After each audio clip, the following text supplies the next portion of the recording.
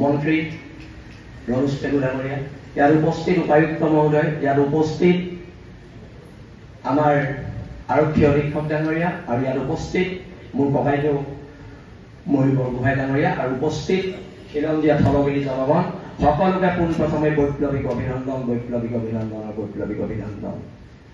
এতিয়া কথাবিলাক খুব আমি খোলাখুলিকে ছাৰ আপোনাৰ আগত ক'ব লাগিব।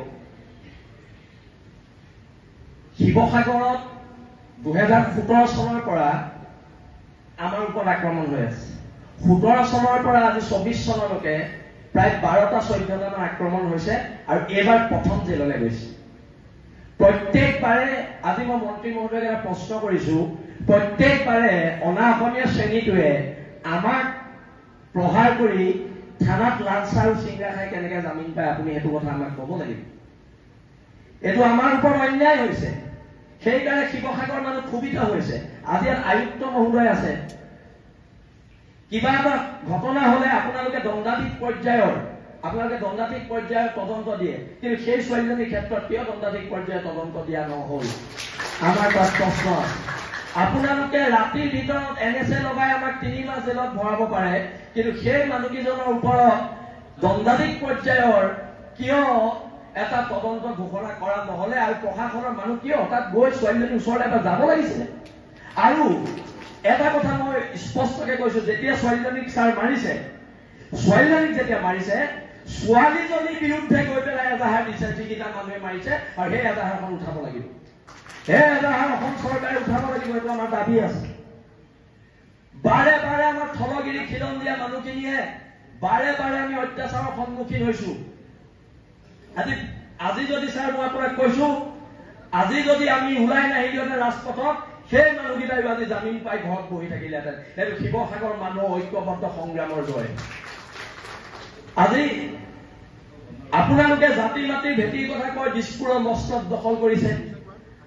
আপোনালোকে জাতি মাতি ভেটি আমাৰ খিলঞ্জীয়া মানুহখিনি যদি সুৰক্ষা নিদিয়েতো নহব।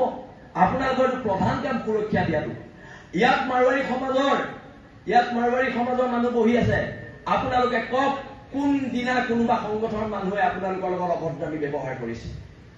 আপোনালোকৰ বিপদত বসন্ত দাই কৈ গল, চৰিতা তস্তিবাল মাৰোৱাৰী সম্প্ৰদায়ৰ ছোৱালী আছিলে, বসন্ত গগৈহঁতৰ নেতৃত্বত তেতিয়া আন্দোলন হৈছিলে। এজন মাৰোৱাৰী মানুহে দোকানৰ চাটাৰখন মাৰি চৰিতা তস্তিবালৰ কাৰণে ওলাই নাহিলে, কিন্তু এজন মানুহ আপোনালোক ওলাই নাহিলে। আপোনালোকৰ জাতিত কিয় আপোনালোকে ব্যৱসায় ডাঙৰ বুলি ভাবিলে? অকল ইয়াৰ থলগিৰি মানুহখিনি আমি ওলাই আহিলো, আৰু চৰিতা তস্তিবালক আকাশুৰ নেতৃত্বত হোৱা আন্দোলনত চৰিতা তস্তিবালে ন্যায় পাইছিলে। কথাবিলাক আপোনালোকে গুৰুত্ব দি শুনক। আজি খিলঞ্জীয়াৰ মাটি আপুনি হাইৱে কিনাৰত যোৱা মানুহ মাটি নাই, চব কিনি লৈছে বহিৰাগত মানুহে। আমি ক'ত থাকিম? আমাৰ ভৱিষ্যত প্ৰজন্ম ক'ত থাকিব? আমাক মাটিৰ ওপৰত অধিকাৰ লাগিব। আজি ইয়াত মাৰোৱাৰী সম্প্ৰদায়ৰ মানুহ আছে, আমি ৱেলকাম জনাইছো অহাৰ বাবে। আপোনালোকৰ যিবোৰ প্ৰতিষ্ঠান আছে, 80% মানুহ আমাৰ খিলঞ্জীয়া মানুহ আপোনালোকে নিয়োগ কৰিব লাগিব। আপোনালোকে ইয়াত আহি বেপাৰ কৰি আছে, আপোনালোকৰ সমাজ জীৱনৰ প্ৰতিটো একো নাই। আপোনালোকৰ শিৱসাগৰ সমাজ জীৱনৰ প্ৰতি কি অৰিহণা আছে? একো অৰিহণা নাই। আপোনালোকৰ খিলঞ্জীয়া মানুহখিনিক দিব লাগিব চাকৰি। কালি প্ৰতিবাদ হৈছে, হাজাৰ হাজাৰ মানুহ। কোনোবাই আপোনালোকক কিবা এটা বেয়াকে কৈছে নেকি? এইটো আমাৰ সহনশীলতা। কিন্তু আমাৰ সহনশীলতাটো আপোনালোকে আমাক দুৰ্বলতা বুলি নাভাবিব। আমাৰ সৰলতাটো আপোনালোকে দুৰ্বলতা বুলি নাভাবিব। আপোনালোকে যে ইয়াত বেপাৰ কৰি আছে, কেলে বেপাৰ কৰি থাকিব পাৰিছে জানে? অসমীয়া মানুহ অতিথি পৰায়ণ, অসমীয়া মানুহ সহজ, অসমীয়া মানুহ সৰল, সেইকাৰণে পাৰিছে। কিন্তু আমাৰ সৰলতাটোক আপোনালোকে আমাক ভয়াটো বুলি নাভাবিব। এতিয়া ৰমেশ পেগু ডাঙৰীয়া আছে, কালি মোৰ এগেইনষ্টত এজন মানুহে গুৱাহাটীত কেছ দিলে। আইনখন সকলো কাৰণে সমান হ'ব লাগিব। আপোনালোকে বহিৰাগত মানুহ এটাক ধমকি লবৰ কাৰণে 2টা PSO দি দিলে, মোক চব জেগাৰ পৰা মাৰিম কেছ দি আছে। আপোনালোকে আকৌ মোৰ PSO কেইটা নাই, এইবোৰ নহব। নিৰাপত্তা মোকো দিব লাগিব, হয় নহয়? মই খিলঞ্জীয়া ভূমিপুত্ৰ মানুহ, মোকো নিৰাপত্তা দিব লাগিব। আপোনালোকে যদি ৰাজস্থানৰ মানুহজনক নিৰাপত্তা দিছে, আৰে ভাই মোক নিৰাপত্তা লাগিব ৰমেশ পেগু ডাঙৰীয়া, মোৰ অধিকাৰ হয় এইটো। আপোনালোকে এতিয়া মই এটা সৰু প্ৰশ্ন কৰো, মই যদি ৰাজস্থানত গৈ এজন ৰাজস্থানী মানুহৰ বিৰুদ্ধে FIR দিওঁ, মোক ৰাজস্থান চৰকাৰে 2টা PS দি পঠিয়াব নেকি? স্বাভিমানটো ৰাখক, স্বাভিমান ৰাখক। ৰাজনীতি চবতকে ডাঙৰ বস্তু নহয়, আমাৰ সমাজ ডাঙৰ বস্তু, জাতি ডাঙৰ বস্তু, ৰাজনীতি বহুত তলৰ বস্তু। ৰাজনীতিতকে জাতি ডাঙৰ, আৰু জাতিৰ ক্ষেত্ৰত কম্প্ৰমাইজ কৰা নহব। আৰু এতিয়া GP সিং ডাঙৰীয়ালৈও প্ৰশ্ন আছে যে আমাৰ নিৰাপত্তাবোৰ কি হ'ব। আৰু এতিয়া দেখোন চব যদি অনা অসমীয়া মানে মোৰ এগেইনষ্টত কেছ দি 2টা PS পাই থাকে, অসমত আমাক নিৰাপত্তা দিবলৈ পুলিচে নাইকিয়া হ'ব। সেইকাৰণে মই কৈছো আপোনালোকে কেবিনেটত সিদ্ধান্ত লওক যে আমাৰ উজনি অসমৰ খিলঞ্জীয়া মানুহৰ মাটি ছেভ কৰিব লাগিব। উজনি অসমৰ মাটিখিনিৰ ওপৰত আপোনালোকে এখন আইন আনক, আৰু যদি হিমন্ত বিশ্ব শৰ্মাৰ লগতো আমি আলোচনাত বহিবলগীয়া হয়, আমি আলোচনাত বহিম। কিন্তু মই পুনৰ কৈছো, আপুনি এজন জনজাতীয় মানুহ, আপুনি অসমৰ থলগিৰি মানুহ। ময়ূৰ বৰগোহাঁই সদৌ অসম টাইম ছাত্ৰ সন্থাৰ পৰা গৈ আজি ৰাজনীতিৰ এক উচ্চ আসনত আছে। কিন্তু আপোনালোক সকলো থলুৱা খিলঞ্জীয়া মানুহ, আৰু এই খিলঞ্জীয়া মানুহখিনিক সুৰক্ষা দিয়া দায়িত্ব যেতিয়াই আপোনালোক ক্ষমতাত আছে, আপোনালোকে ক্ষমতাৰ সৎ ব্যৱহাৰ কৰক, আৰু ক্ষমতাৰ সৎ ব্যৱহাৰ কৰক, আৰু খিলঞ্জীয়া মানুহক অধিকাৰ দিয়ক। বহুতো দল সংগঠন আছে, তেওঁলোকৰ কবলগীয়া আছে। মই এইখিনি কথাকে কলো, তৰিলে দেশ, মৰিলে স্বৰ্গ। হ'ব পাৰো দুখীয়া, আমি কাৰো গোলাম নহয়। আঠুকাৰী অধিকাৰ খোজা শিৱসাগৰৰ মানুহৰ নিয়ম নহয়, নিয়ম নহয়, আৰু নিয়ম নহয়। আৰু এইবাৰ অধিকাৰ কাঢ়ি অনাৰ সংগ্ৰাম হ'ব। আৰু যিখিনি অনা অসমীয়া মানুহ ইয়াত আছে, আজি আপোনালোকে ৰাজহুৱাভাৱে আমাক ক্ষমা খুজিব লাগিব। ধন্যবাদ। জয় আছাম। যেতিয়া তেখেতৰ বস্ত্ৰ হৰণ কৰিলে, তেতিয়া ৰাইজ ক্ষোভিত হ'ল, তেতিয়া ৰাইজ উদ্বিগ্ন হ'ল। আৰু শিৱসাগৰীয়া ৰাইজে এটা কথা বুজি পালে যে এইখন শান্তিৰ সম্প্ৰীতিৰ পীঠস্থলী এখন শিৱসাগৰত যে অসমীয়াৰ অস্তিত্ব কোন দিশে গতি কৰিছে, যে অসমীয়াৰ অস্তিত্ব যে শিৱসাগৰত বিপদাপন্ন হৈছে, এই কথা থলগিৰি জনতাই বুজি পালে। আৰু সকলোৱে পৰিস্থিতি লাঘৱ কৰাৰ স্বাৰ্থত, সম্প্ৰীতি আৰু শান্তি অটুট ৰখাৰ স্বাৰ্থত যাতে কোনো ধৰণৰ বৈষম্যমূলক কথা বতৰাই শিৱসাগৰত অৰাজক পৰিস্থিতি সৃষ্টি নকৰে, ল এণ্ড অৰ্ডাৰ পৰিস্থিতি সৃষ্টি নকৰে, তাৰ কথা আগত ৰাখি যোৱা 16 তাৰিখে শিৱসাগৰৰ সকলো জাতীয় জনগোষ্ঠী সংগঠনৰ নেতৃবৃন্দ একেলগ হৈ এখন সভা আমি আয়োজন কৰিছিলোঁ।